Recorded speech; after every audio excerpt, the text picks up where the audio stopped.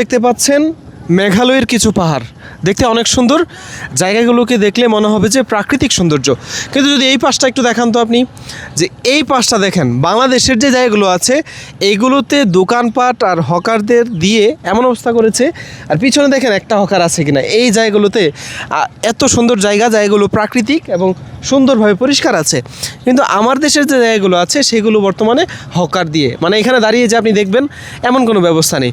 আমি বুঝলাম না যে আসলে আমাদের দেশে এত সুন্দর জায়গাগুলোকে কেন আসলে প্রশাসন ঠিক রাখছে না। বা আশেপাশে দেখবেন আপনি প্রত্যেকটা জায়গায় প্লাস্টিক পড়া আছে, কিন্তু এই পিছনের দৃশ্যগুলো দেখেন যে আরেকটা দেশ তাদের এরকম কোনো ব্যবস্থা আছে কিনা, এখানে কোনো দোকানপাট কোনো কিছু দিয়েছে কিনা।